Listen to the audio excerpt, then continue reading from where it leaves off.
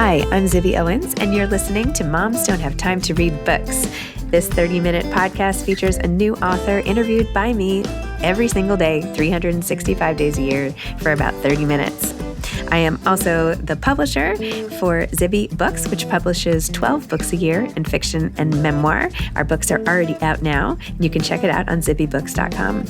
And we have a magazine called Zibby Mag, where we have lots of wonderful essays and lifestyle features. That's at zibbymag.com. We have classes at zibbyclasses.com. And I recently opened a bookstore in LA called Zibby's Bookshop at 1113 Montana Avenue at 11th Street in Santa Monica. I hope that you are able to enjoy some of our other offerings. But this here podcast is the basis of all of it and started in 2018. And no matter what I do, this is basically my favorite thing. Enjoy.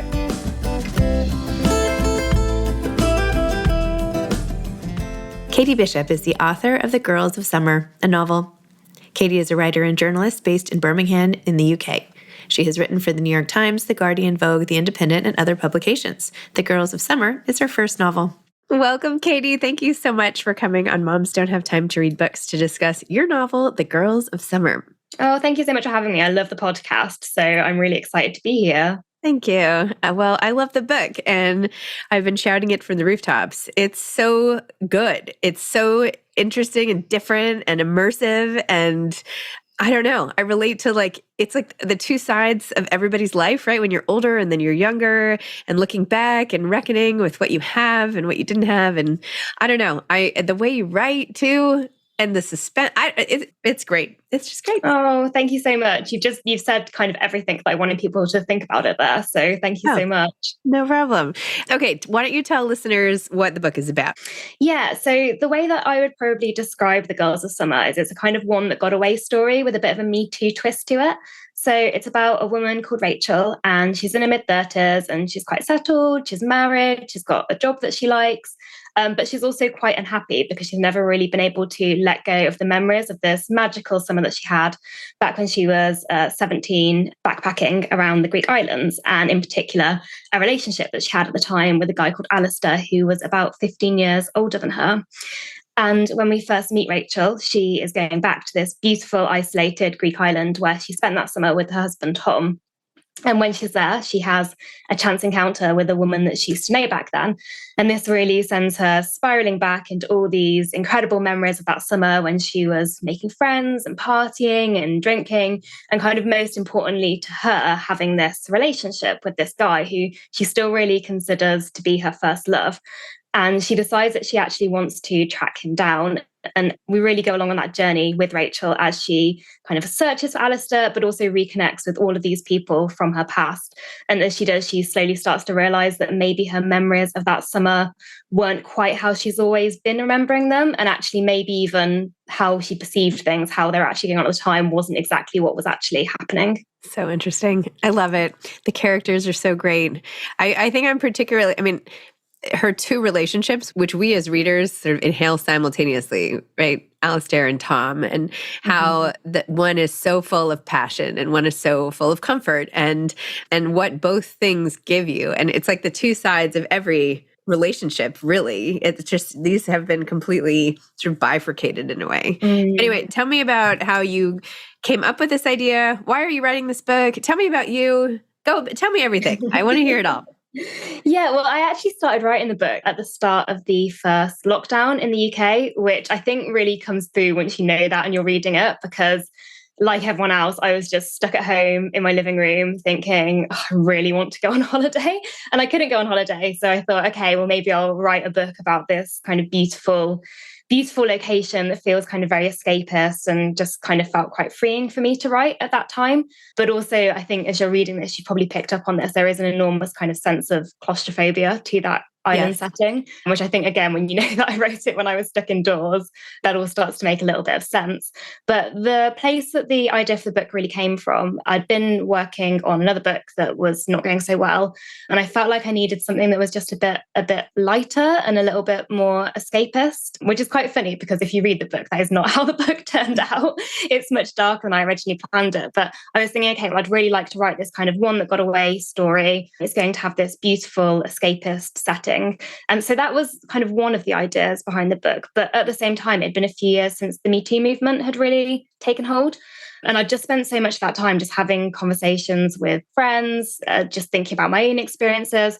And it was almost like there was this kind of collective horror and this collective reckoning when women were looking back at their experiences, particularly kind of formative, romantic and sexual experiences.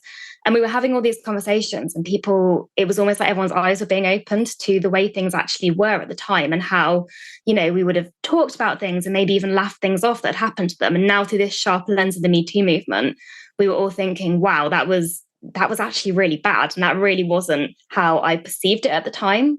But actually, now I'm looking at it as an adult, and with this new way of looking at it, things are feeling just very different, I think.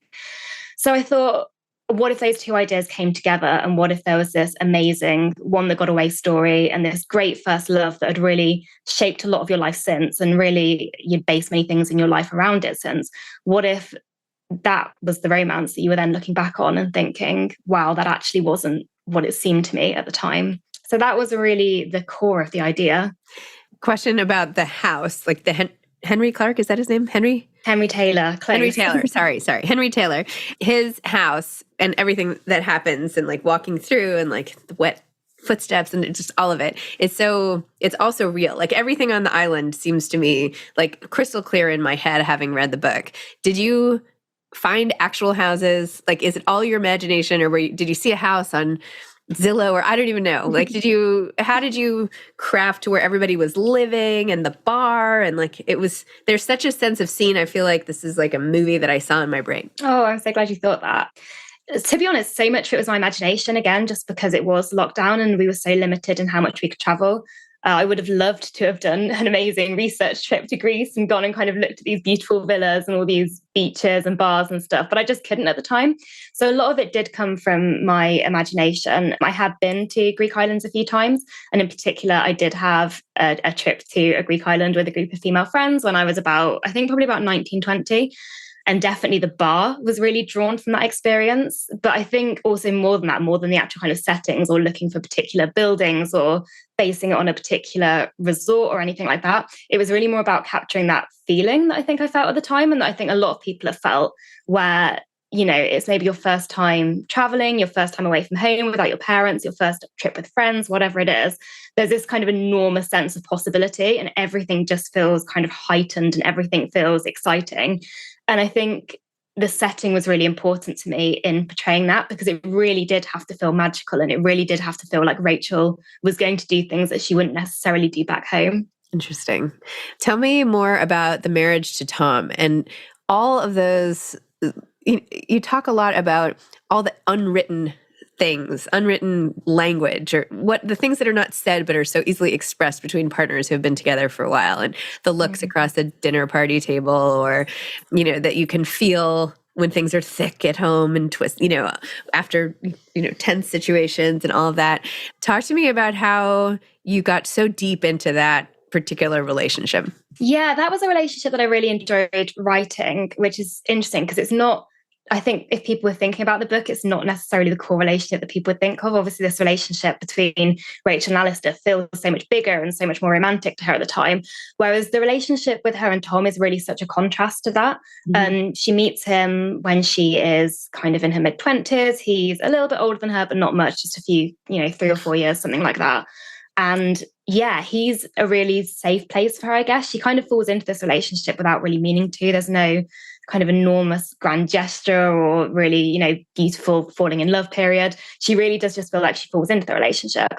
And even though she does love Tom and she's happy with him, and kind of, as you said, they've got that really beautiful kind of unspoken language that couples have, where, you can look at someone across the room at a party and they're like, you can tell in their eyes, they're like, shall we leave? And you're like, yeah, we'll leave. And you've had that whole conversation without actually saying anything. So they've got all of that stuff. But I think for Rachel, and the point in her life that she's at, that relationship to her has kind of started to represent something different. And that safety has started to feel a little bit suffocating. And even though she is really in love with Tom, she's so drawn back to this time in her life where, again, everything just felt really, really possible. And I think that's something a lot of women experience. In the novel, she's in her mid-30s. I was a bit younger when I was writing it, actually. I was kind of in my late 20s when I started writing the book. But I think it's something a lot of women in their 20s and 30s experience, where you've gone from this place where you're in your late teens, your early 20s, where the world just feels so open to you and it feels like every avenue is open to you. And, that could be maybe you do want to get married and have children, or maybe you want to go and live abroad. Maybe you want to live in a big city like New York or London, or maybe, it's almost like every option is open to you. You could still do all of those things. And as you get older, you just slowly start to feel like your possibilities are narrowing down to you, because you have to make choices. And those might be choices that you're really happy with. In Rachel's particular case, she's actually not very happy with her choices. But even if you're happy with your choices and you're happy with your life, by default, you have still ruled things out, right? And I think for Rachel, that's something that she's really struggling with. And that relationship with Tom for her really represents a choice that she's made, which means that all of those other avenues and kind of the person that she felt like she was when she had all those possibilities just doesn't really exist to her anymore. Yes. And you wrote about that so well. I feel like you captured sort of aging in general, right? Like not just that the paths have been set a little bit more, but just what it means to grapple with life when you're not looking or feeling as good as you were. When Rachel thinks back, was it longing for her youthful body and her skin? And, even Alistair, like what he was like everybody ages, right? So I don't know. I feel like the reflections on aging were so profound, and yet you're so young, Oh, thank you. I'm like, these are really good. How is she doing this? Like, she's reading my mind in some of these areas, and yet she's like very, very young. Oh, well, I'm glad that you like those parts. Yeah, it was something that I really wanted to draw on, because I think that something that was really important in kind of getting across the dynamics of that relationship with Alistair is that as she gets older, Rachel feels like, the body that she had when she was 17 and the way that she looked, and that kind of just zest for life was a really powerful thing. And I think she feels like there was enormous power in youth, and that's something that she's lost as she's got older. But then, of course, so the novel is, of course, written in a dual timeline. So we see Rachel's thoughts as an adult, and then we also see Rachel's thoughts as a teenager, and we kind of switch between them. So we can really see the contrast between them. And of course, as the novel goes on, you sort of slowly start to realize that power that Rachel felt like she had was partly an illusion at the time, and also partly something that she's really applied to the situation in hindsight. And actually, the lack of power that you actually have when you're that young was really something that people were able to take advantage of at the time. So take me back to your life a little bit. Like, where did you come from? When did you get into writing? Where does this book fit within the whole trajectory of your career? Give me a little more insight. Yeah. So, well, I'm from the UK, as you can probably tell from my accent. So I am someone who I've always loved to read and write. I kind of don't remember a time when I didn't write. And it's quite funny when you go to my parents' house now, they've still got boxes and boxes of just exercise books I filled up when I was a kid of all these stories that I was writing and all of these things. But I feel like a lot of people, it kind of falls away a little bit when you get older. And I still really knew that I loved reading and I love writing, but I just it didn't feel like a career that was really open to me. It was just, I didn't really think I was good enough, I think. So I went and I studied English literature at university and then graduated and kind of didn't really know what I wanted to do with my life. I think like many people do. So I worked in a supermarket for a year and then, to save money to go backpacking, essentially, which again, you can see a lot of the inspiration for the book kind of comes from my many travels I had in my early 20s. So I went backpacking for a while, came back, kind of still didn't really know what I wanted to do, decided that I wanted to go into publishing. And I ended up working in academic publishing, which wasn't really exactly what I wanted to do. I wanted to be working on the fun books, working on the fiction. But I did that for a few years, wasn't kind of particularly happy doing it. So I started just kind of playing around with writing. And it was kind of just unlocking this skill that I really hadn't used for such a long time because since I was a kid, really, I hadn't really tried writing very much stuff. So I started working on a novel. And I also at the same time started doing a little bit of freelance journalism, which again was just a way of kind of flexing those writing muscles, I guess. That kind of took off a little bit. So I decided to go part-time at my job, which I timed absolutely terribly because I went part-time and that was when the pandemic hit. And all of a sudden I didn't have any journalism work. Yeah, it was a total nightmare. And I've been gearing up to do it and kind of talking myself into doing it for such a long time. And then literally as soon as I did it, pandemic. So I decided I've been writing this as a novel I'd been trying to get an agent. It wasn't working out. So I thought, right, I've got this kind of extra day a week now that I was going to spend doing journalism. I'm not going to be doing that anymore. So I thought, you know what, I need to try and make the best of this time. And that was when I started writing The Girls of Summer. Wow. And then what was the process like of getting the agent and getting it sold and getting to this point? Well, it was a bit of a dream process of writing, which is, I was really lucky with it, because with that first book I tried to write, it had been a real struggle. It took me about 4 years to write and about 12 drafts, which I hate redrafting. So it was a total nightmare for me. But with The Girls of Summer, I just kind of sat down and wrote it really quickly.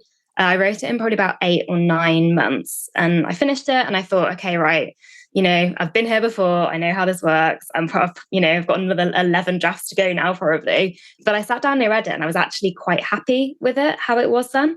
So I did do a few edits, probably spent 2 or 3 months editing, and then was kind of ready to send it out to agents. And I did a little shortlist of, my top 7 agents, sent it out to them. Again, because I've been through the process before of trying to get an agent, I thought, okay, here we go. Will be, months, several rounds of submission. But pretty quickly, almost every agent got back to me and said they wanted to see the full manuscript. So I was quite quickly feeling like, okay, this is going better than the last time. And had enough offers from a few agents, decided to go with my agent, who is Ariella Finer at United Agents, who just really stood out to me right from the start. She's brilliant, very lucky to be working with her. And then the process of getting a publishing deal was kind of equally fast and equally as much to a whirlwind as well. So she sent me over some notes to work on, some edits, kind of nothing major, but a fair bit of work. And I was working 2 jobs at the time, so was quite busy. She kind of said, take a few months to do it. And then a few days later, she called me and she said, it's kind of occurred to me that publishing is going to be shutting down quite soon, because it kind of shuts down a little bit over summer. And because the book is so topical, I'm worried that someone else is going to come along who's maybe done something similar. And I don't think she had anyone specific in mind, but I just think she thought, it was tied to the MeToo movement, very, very topical, that it was kind of bound to happen. So she said, I think we should get it out before publishing shuts down, and it shuts down at the end of this week. So she said, right, do you think you can edit this entire book in a week? And I was like, I will give it a go. So I just had this crazy, almost, it feels like a fever dream now, this week, when I was just having no sleep and just writing and trying to fix it and on the phone to my agent constantly. And I somehow managed it, and we sent it out to publishers at the end of that week. And within a few days, we had multiple preempts in the UK. And I got my US deal again within a few days, which I've got a fantastic editor in the US, which is Sarah Campton at St. Martin's Press, and she's brilliant. So it was all just such a dream experience. I still can't, it was 2 years ago, and I still can't quite believe how lucky I was. That's amazing. I love hearing success stories, because they do inspire everybody to just keep going, because you never know. Sometimes those first books, it's not a waste of time. Like, you would never have gotten to the second book without that first book, 12 drafts, Yeah, The Girls of Summer definitely wouldn't have been the book that it turned out being if it wasn't for that first book. And I'm just so glad that both I decided to scrap that first book in the first place and didn't kind of keep on trying with it when it wasn't really going anywhere. And also just really glad that I didn't give up after that first book as well. It's so funny because, I do this podcast, I get tons of books, and, it looked really good. And I was like, okay, I'll put it in the read pile. Then I read a little bit and I was like, yes, this is in the, I want to have a podcast with her pile. And then I forget, when I start reading, I forget the plots. I don't look at the back. I just go in cold kind of, and know that there was something about it that I was interested in. Anyway, I started reading it. And I was like, wait, this is really good. And now that you're saying this whole thing, I'm like, oh my gosh, there was preamps and auctions and all this stuff. And usually that's a tip off of it's going to be really great. But I feel like I discovered this on my own, because I didn't, which of course I didn't, but I was like, okay. Anyway, sometimes it's just such a great feeling to find yourself in the midst of a great book. It just doesn't get old. I don't know why. It's ridiculous. It just doesn't get old. Oh, well, I'm so glad that you felt like that about The Girls of Summer. Anyway, what are you working on now? I'm working on a second book, but it is going Solely. So this is the thing. I had this dream experience with writing The Girls of Summer. Yeah, thought that I would go in and start writing the second book and I'd feel the same. But the experience of writing the second book so far has been much more akin to that first book. I've actually now written and scrapped a couple of drafts. Well, I say a couple of drafts, a couple of books really. So I'm now kind of onto my third idea, which feels a bit crazy. But again, because I have had that experience of writing a book and scrapping it before, I do feel kind of quite comfortable with keeping on going. And, you've got to find that right idea and you've got to have the thinking time, I think. So I feel like I'm in a good place now where I've got an idea that I'm really excited about and I'm working on it and I'm really enjoying working on it. I think that's another good thing. You can tell when people are, I think you can tell in the books when the writers are having fun writing the books. I feel like it comes through versus like really struggling and this was a journey. I don't know. I think you can feel it. It's like when you go to a restaurant and like or somebody cooks a meal for you and they love you and so it tastes different.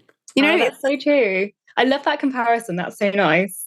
Anyway, I think you can tell a little bit. What advice would you have for aspiring authors? So I have a couple of bits of advice I tell people who are aspiring authors. My first one is probably really obvious, but it's just to read as much as you possibly can.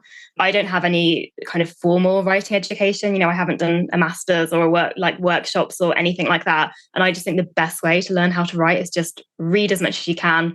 And even if you're reading things that you don't like, you're still kind of learning the kind of writer that you want to be. So I think that's really important. And then my second bit of advice, which is a bit more of an unconventional one, and it's one that I know if someone had told me it when I was an aspiring writer, I would have hated it, but I think it's true. I think you need to treat your first manuscript that you write as a practice manuscript, which is really hard to get your head around because I think when you're writing your first manuscript, you love it so much and you're kind of pouring your heart into it. But I think that it just takes so much of the pressure off to just think, this is a practice run. It's all about learning actually how to write a novel in the first place, because the biggest thing that kills off creativity is that pressure of being like, right, this is my one shot at writing a novel. This is the one that I'm going to try and get a book deal with, kind of all of that stuff.